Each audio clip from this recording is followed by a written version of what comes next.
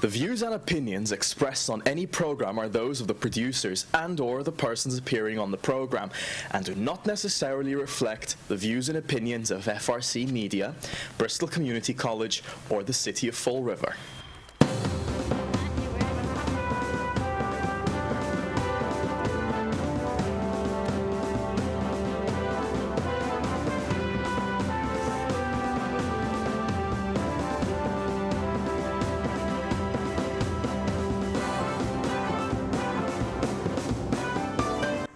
Well, good morning.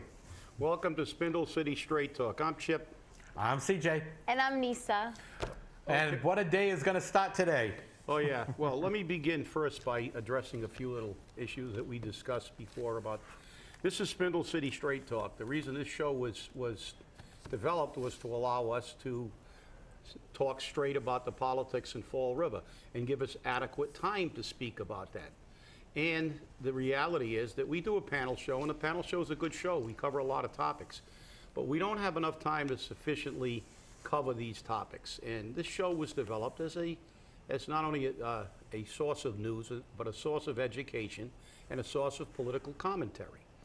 And if some people are not happy with the fact that some people will take a little bit of extra time, well, that's their problem, because the fact is the same people are complaining about being stifled at the city council meeting and being restricted to 3 minutes. The reality is that we have people on this show who have varying degrees of experience in varying fields. I have been involved, I was elected president of Firefighters Union in 1981. I've been dealing with mayors, councilors, congressmen, and state representatives and state senators for 34 years. So, and I've learned from history. So if I'm commenting and I'm taking time, that's fine. If CJ's talking about an issue that he's an expert in, fine. Or he's discussing an issue that he has. Nisa is new, she's doing homework, she's getting up to speed pretty well. And when we talk about Providence, she will have the floor, because I can't name one Providence city councilor. I know who the mayor is, I know who the former mayor is. But that's the reason this show was developed. So if you don't like it, tough, you know? So, and with that, let me begin with something that I think is very, very important. Well, it's a flat out lie. And it obviously hits home with me and with CJ, who was the notary public who signed the original affidavit that initiated the recall. It seems as though one of Mayor Sutter's campaign managers, Catherine Alexander, posted her, I guess, resume, her profile, or whatever you want to call it, online. And she says she is a political strategist at Consi Sincati Strategies. And I will read you, and this is verbatim from that. It says, campaign manager, committee to elect Sam Sutter for mayor, November 2014 through December 2014. Quote, successfully recalled seated mayor and elected district attorney Sam Sutter as Fall River mayor, unquote. That is a flat out lie. That is a flat out lie. As the designated spokesman for the campaign, I challenge Ms. Alexander to name what lawyers were called and interviewed for the position, who the lawyer was that sat in front of the election board, what was the name of the lawyer that went to court. And it is an insult to all those people who stood long before November, by the way, because I don't remember the exact month the first meeting occurred at the Elks Hall, but it was in the summer. So this recall didn't happen between November and December. It ended between November and December, but it began a long time, and there were many, many, many hours of people standing in parking lots, securing the signatures to get this recall going. There were many hours of people sitting in someone's kitchen, collating data, preparing for the legal arguments. And it's an insult to all those people who worked so hard. There were people that stood out there with signs and demonstrated for the recall. There were people who took severe abuse, and I took a little, but CJ took more. But, they took severe abuse during the recall, all to exercise their rights under this government to change government. And for this individual to lie, I mean, if this is the kind of campaign he's running, and this is the person who's running it, she flat out lied on her resume or her profile. She had absolutely nothing to do with the recall. If any of you recall, if I were a recaller, which I am, you could just write a letter to the place she works for and protest this. Because the fact is, this is wrong. This is absolutely wrong. It's an insult to the work you did and the literally hundreds of hours spent by people that took time out of their regular lives, their daily lives, left their children at home to stand with a petition or go door to door with a petition, to go to court, to do the data computation for the court. And as I said, I want to know what other lawyers we called besides the lawyer we did hire. I want to know how many, what parking lot she stood in and with which one of the recalls was she standing with, because it didn't happen. And this, again, I will read. Successfully recalled seated mayor. You did nothing to recall Mayor Flanagan. Absolutely nothing. And if you lied about this, now I know why Sam says that 19 out of 20 people wanted the tax increase. Now I know why he said the reason that the pension fund is in such trouble is because people live longer. All of them half-truths. But this is not a half-truth. This is a 100% lie.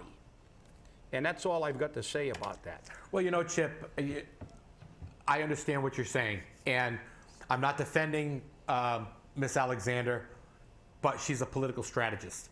And we know that it's all in marketing. And in marketing, you got to make yourself look good and look the best so that you can get your next client. But a lot of people were offended by that. And there's more that was contained in her resume that people were taking great offense at. And that's left for another day. Well, no, I'm not going to leave for another day because I got to respond to that. I don't, you're not defending her, but in a way you are defending her because you know something? This is one of the problems with America. We think that politicians and anybody attached to a politician has the right to lie. Well, and this is a lie. Yeah, but the thing is, this is not an embellishment. Right. If she said that she took part in it, it might have been an embellishment because she walked by or she knew of the recall.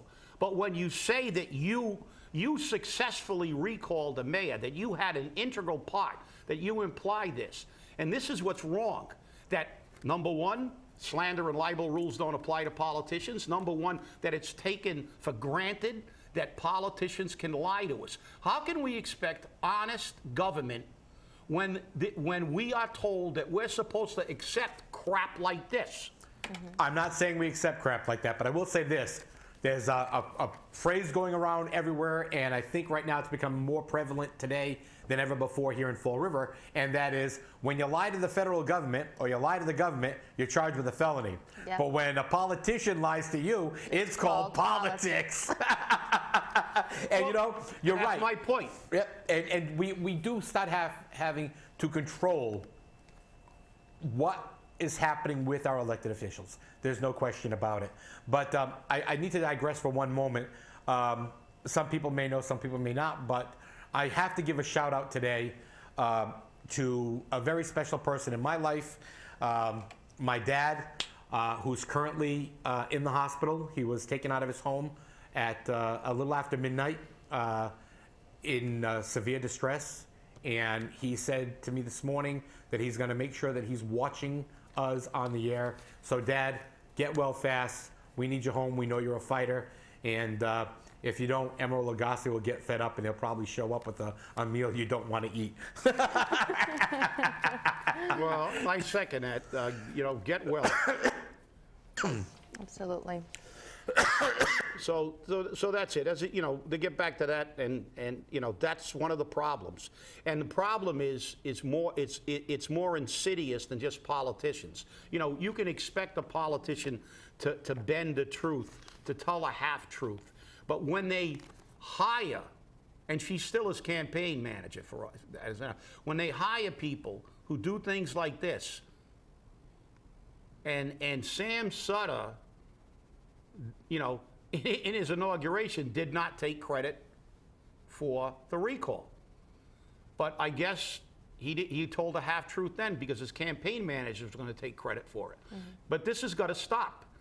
This is something that, look, we the people, this is the thing. These are all rationalizations to say that it's okay. Well, we'll call it politics. No, you call it lying. And I can't, as I said, I can't lie to the IRS without going to jail. And this is what's happened throughout this nation. All you got to do is look at the pharmaceutical companies, and the issue now with the guy who bought out a company is now charging, $10,000 a month for a drug that used to cost $10,000 a year. And that means life or death to people. And his response to that was, I did it because I could. And I don't really care. I own the company, and I get to set the price.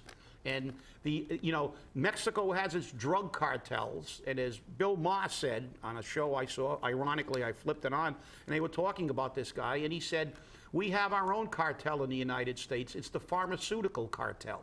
Oh my gosh. And when you read about people like this, increasing the cost 1,200%, and then you look at CVS Caremark charging $44,000 for a prescription, there's something wrong. And there's something innately wrong in the United States when you can go anywhere in the world and buy American drugs cheaper than you can buy American drugs in the United States. Mm-hmm.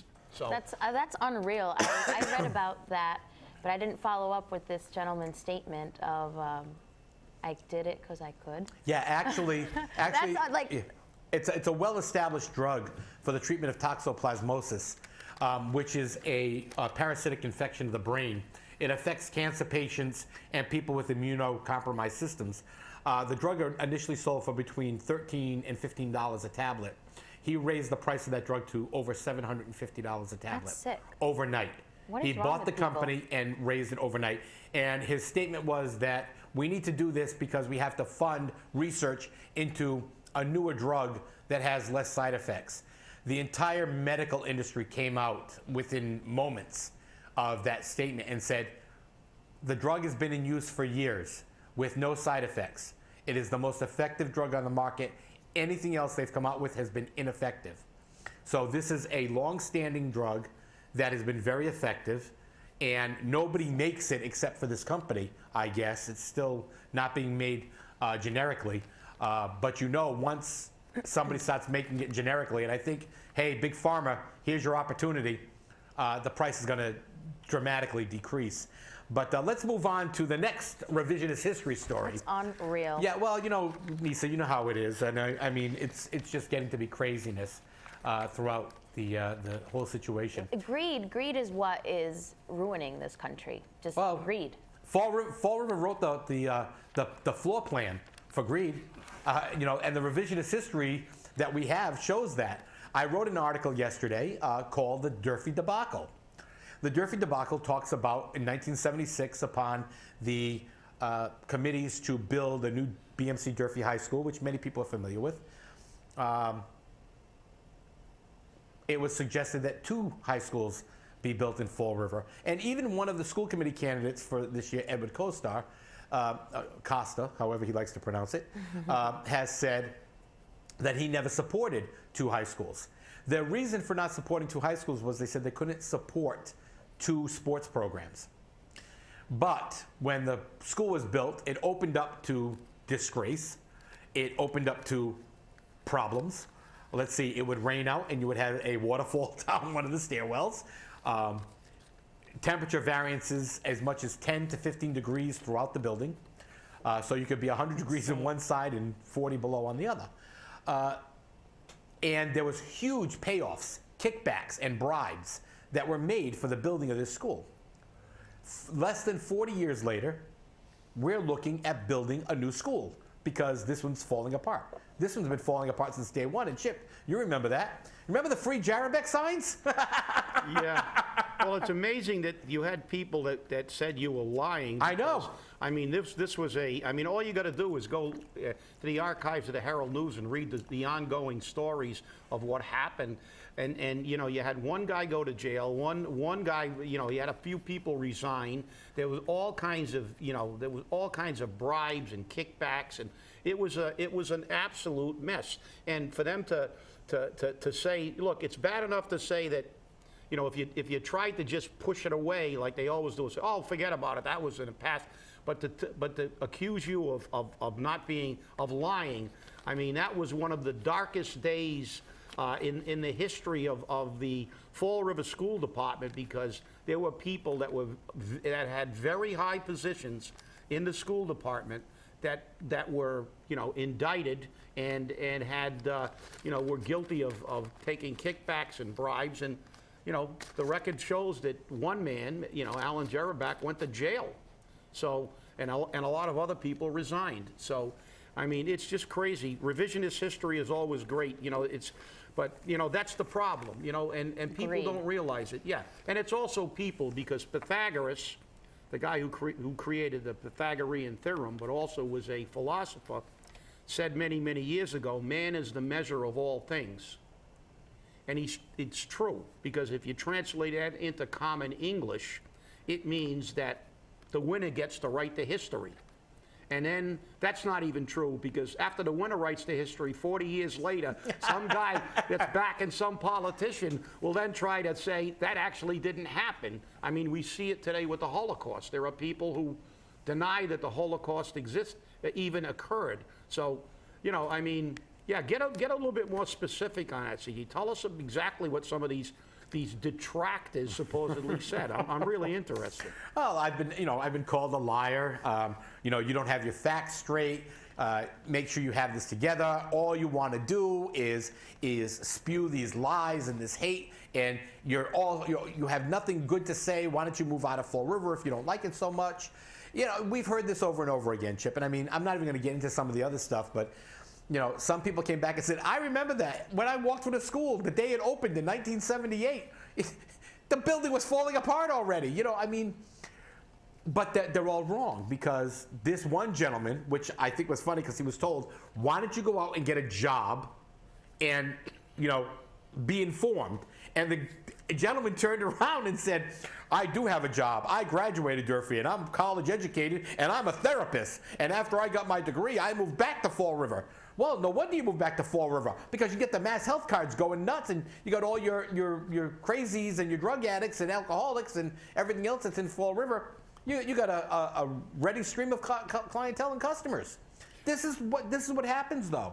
They don't like what you're saying, and this is what we go through on this show all the time. Nisa's new to this, being on the show directly, but you know, you're gonna be barraged with the hate and you know, you guys don't have anything nice to say. You have nothing positive to say. Hey, if there's something positive to say, we'll be more than happy to share it. Well, Lisa's going to get some heat later. She's learning quickly. But I like complimenting you guys every day. I always say something nice, right? Yes, you do. Off camera. No, but like I said, you're getting up to speed with Fall Right. River, and you're appalled by some of the things you see, but you can't really make in-depth comments yet. You haven't been around. But I'm Right. sure that, you know, if you but you got a really good deal, I got to say, Nisa, because now if you say anything bad about Providence, most of the Providence people don't get this show unless they're looking at YouTube. So they're not going to crucify you like we get crucified. That's a good point. That's a good point. But no, it's going to be, you know, you're going to find out that as soon as you say anything in this city, and, you know, I mean, it's human nature.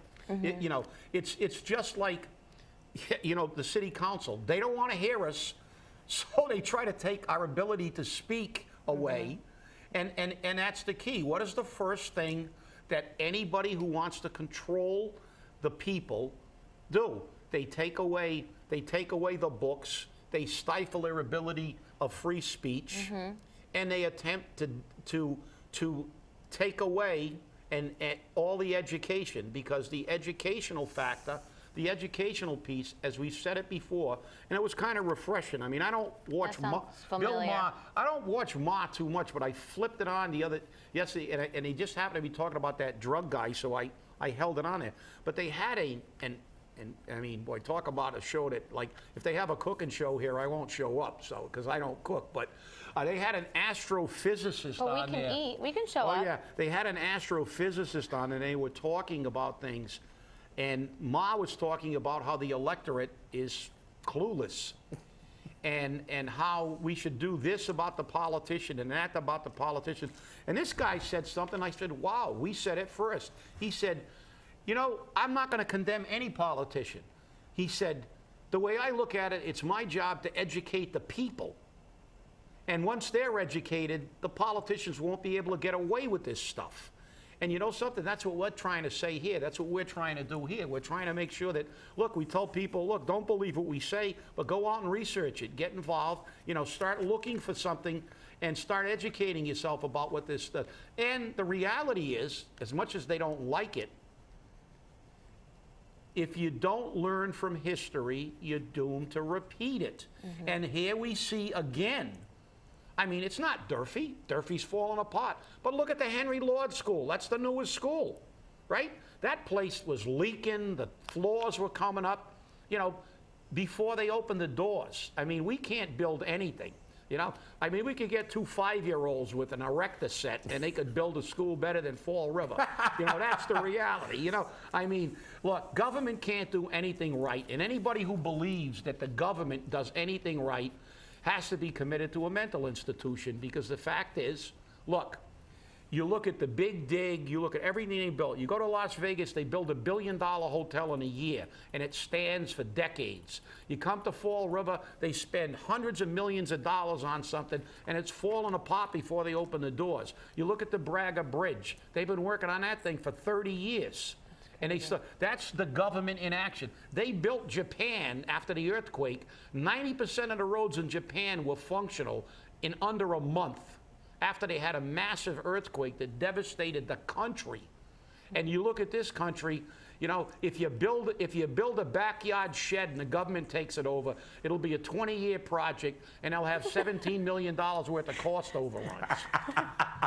You know, it's so true. Nisa, you laugh, but I mean, you know, this is what it is. And you know this happens in Providence. Yeah. I'm sure you can give us Yeah. some examples in Providence. I'll give you an example. Prairie Avenue, just stay away from Prairie Avenue. South Providence overall, where I grew up, is just, it's been neglected. And it still has. South Providence is tough, period. I mean, but you know, interestingly enough, anyone who has a complaint about the way that we present our show, please send your complaints to billmaher@hbo.com.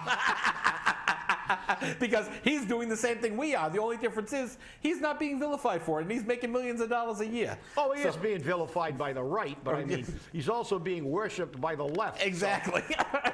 So it's very interesting. But we do have to make sure that the special announcement of the day is made. And let's bring that right up on the screen. And it's the People's Debate. Yippee. Wednesday, October 28th, 6 p.m. Doors open at 5:30. The People's Debate is your debate. The questions come from the people and are presented to the candidates. And this debate, this pre-election debate, will be moderated by none other than our famous Nisa Vinish.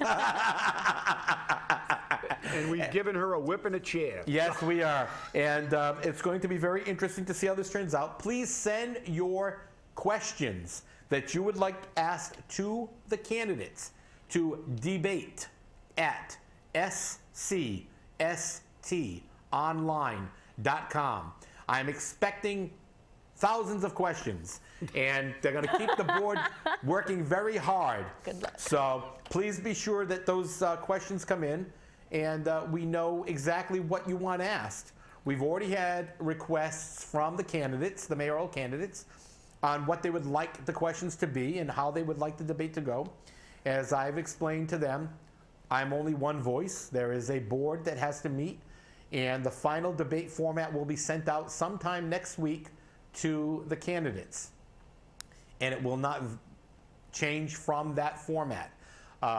We are currently looking at the possibility of doing a Lincoln-Douglas type debate in the second half of the debate, which will be each candidate gets to ask the other candidate a question and, give them a little bit of time to rebut it as well. So it will be interesting to see how the board comes up with if they want to do that or not. I know that our colleagues over at the Herald News are attempting to do something also very similar. Now, the debate that was scheduled for Wednesday, October 7th, here at Bristol Community College, put on by WSAR, has been canceled. One of the candidates, mayoral candidate Jason Correa, declined appearance. We don't have the exact reason why, but he declined to appear for that debate. I think that that's probably, a loss to the voters. But again, there are going to be 2 or 3 other debates where Mr. Correa and Mr. Sutter will have the opportunity to present their stance and to present their forms. So I think it's going to be interesting to see how that works out. Well, it truly is. Look, let me make it clear from and my position of this is this is going to be the people's debate. It's not going to be, there have been questions about political candidates in the past getting questions prior to when we had debates and people were reading answers from texts that they had already written up. That's happened on numerous debates. It's not going to happen here. The questions are going to come from the people. It's not the people's debate if the candidates get to submit the questions. It's truly the people's debate when the people submit the questions. So the people's questions will be asked. It's what the people want to know, not what the politicians want to answer, the questions they want to answer. And, as far as, Mr. Correa bypassing the debate, I think it's an individual preference. I think, I don't know the reasons, but, I also know that the WSAR has some of Sam Sutter's transition team as hosts. They have, the owner of the station is probably a Sutter supporter, and he probably felt that debate would not be fair, and that's his own personal, and he is going to debate. It's not that he doesn't want to debate. I think he was probably not comfortable with that forum. Everybody has a different type of personality. If it was me, I wouldn't care if Sam Sutter was the moderator. I'd go in there and I'd blow the station up during the debate. But that's me because everybody's different. I'm confrontational by nature. So the fact is that, look, he didn't choose. I think this is kind of like Photogate. It's much to do about nothing, and they're creating an issue because he didn't go into foreign territory, and some people will not go into enemy territory. They'll want to pick their own battleground. And Sun Tzu, actually, if you look at the Art of War, he's picking the battleground, and kudos to him. And a lot of the public has told me they're glad that he gave the bird to WSAR because they're not happy with the biasness of their reporting. So we have differing opinions, but the bottom line is he has agreed to debate 2 or 3 times, so the public will know. I agree. And Nisa, how are you going to handle that? Because that's going to be your first time out on the table, but you only got a couple of seconds. I'm going to do great. I know you're going to. That's it. That's the way to be. You're going to be great. So, again, Fabulous. Please send your questions into debate@SCSTonline.com. And there's our music to let us know. That's the end of our show. Hey, it's been great to be with you. Stay angry and vote. Nisa, you were quiet today. We want more out of you on submit Wednesday. those questions, and you'll hear a lot more of me now. I hope so. Promises, promises.